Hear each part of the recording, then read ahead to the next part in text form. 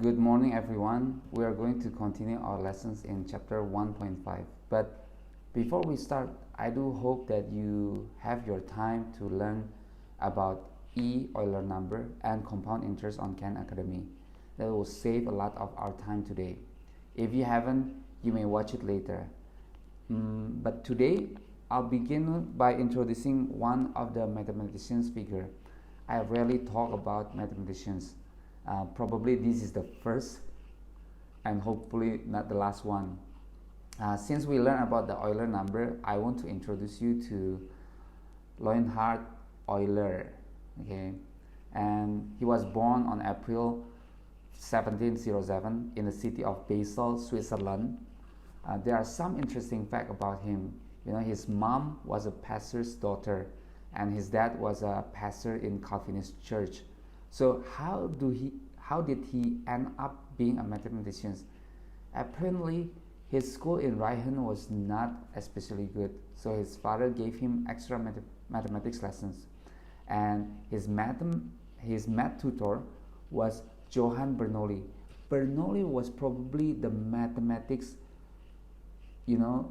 best, greatest practitioners at that time. Could you imagine? It's like you have Albert Einstein as your math tutor, and his father actually hoped Euler would follow in his footsteps to become a Calvinist pastor. The result was that Leonhard was allowed to spend 3 further years studying mathematics under Bernoulli guidance. So Leonhard followed mathematical rather than a spiritual calling. Nevertheless, he remained devoutly religious throughout his life. At age 13, he went to University of Basel and graduated 3 years later as a Master of Philosophy. He tried hard for a professorship at the University of Basel, but was unsuccessful. At the age 20, he went to Russia.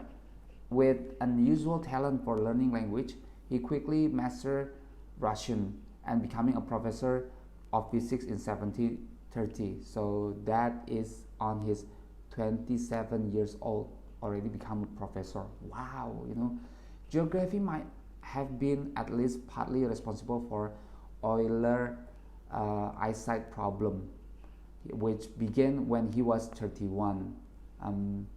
He was mapping for the Russia, and in 1740 he lost his right eye, so that will be like 33 years old. He lost his right eye. In 1771, which is like 64 years, he went completely blind, but he was undaunted.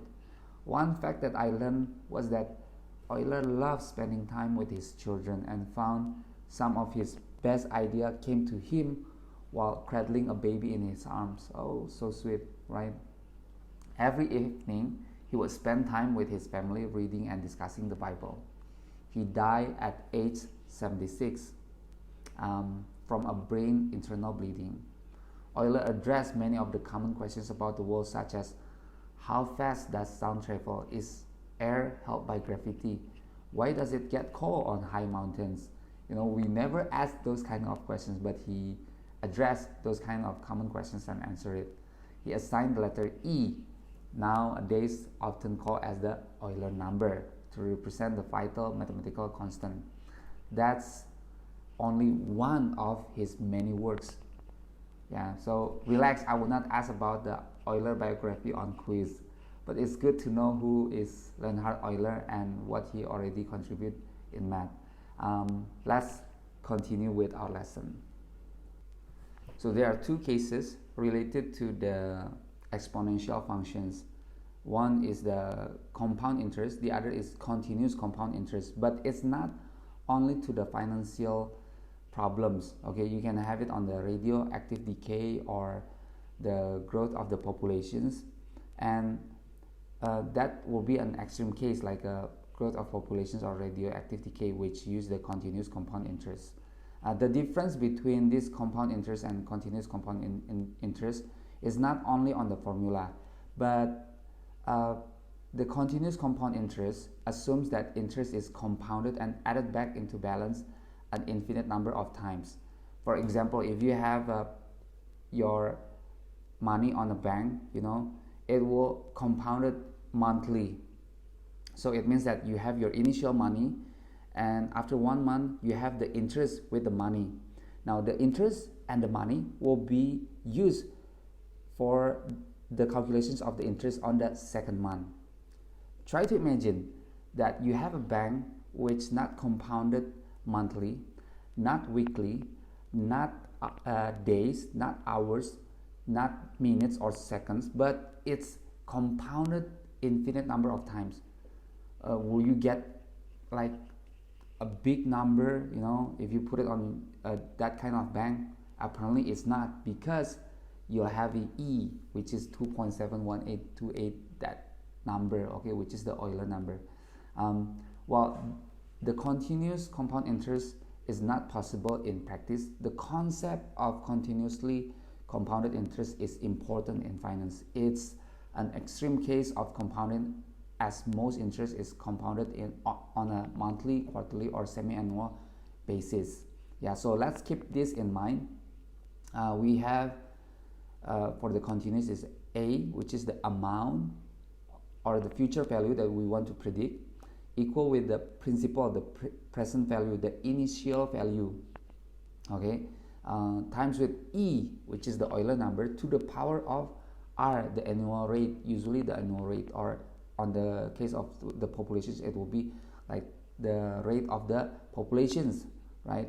And then you have T, which is time in years. And then if you have compound interest, the difference is only on here.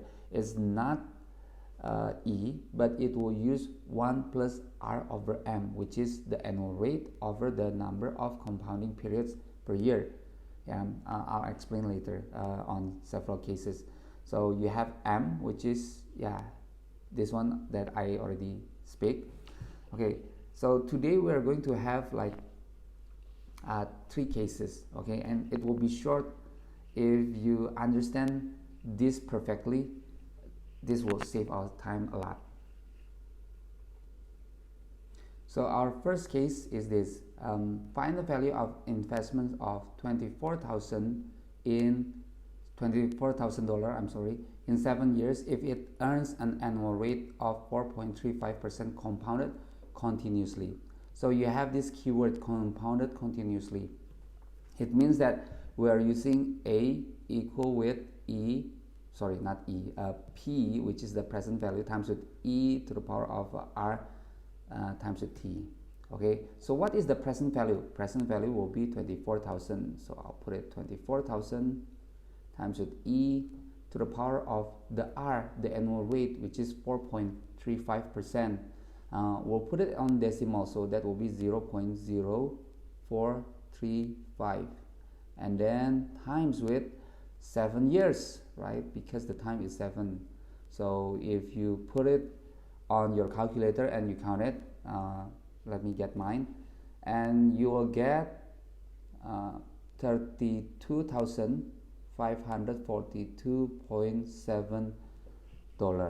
Okay, so that's what you have after 7 years. It will not be infinitely large, okay, but it will come to 32,542 if you compound it continuously. Next, a couple just had a baby. Okay, this is a finance problem also. How much should they invest now at 5.5% compounded daily in order to have $40,000 for the child education 17 years from now? Compute the answer to the nearest dollar. Okay, so this one, it says that compounded daily. So we have a basis of 1 year is 365 days. Let me put it, 1 year is equal to, assume 365 days. Okay, now since it says that this is compounded daily, we are going to use A equal with P times with not E but 1 plus with R over M to the power of M times with T. Okay, so let's try to answer these questions. We have this one.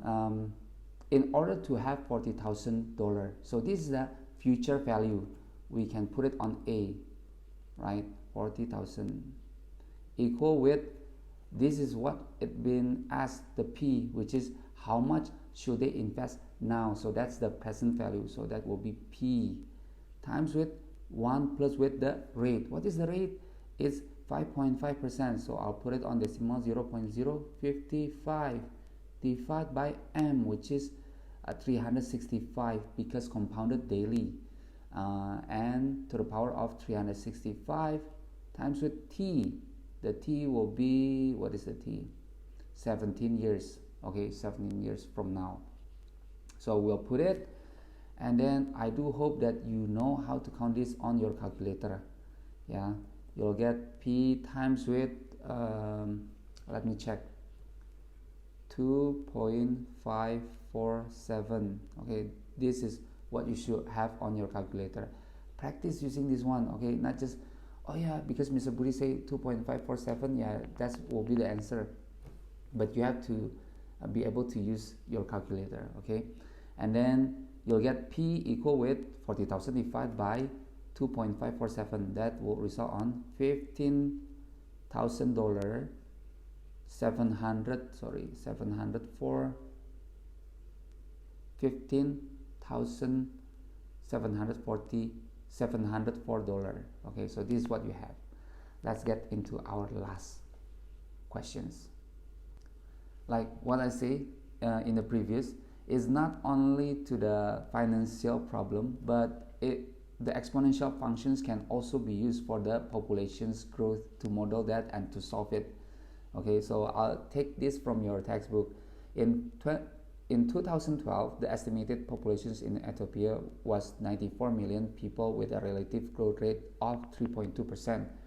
Write an equation that models the population's growth in Ethiopia, letting 2012 be year zero.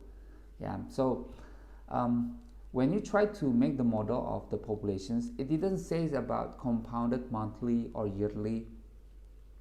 Since then, we are going to use the extreme case. Now, if we use the extreme case, we are going to bring Euler number in our formula. So that will be like A equal with P times with E to the power of R times with T.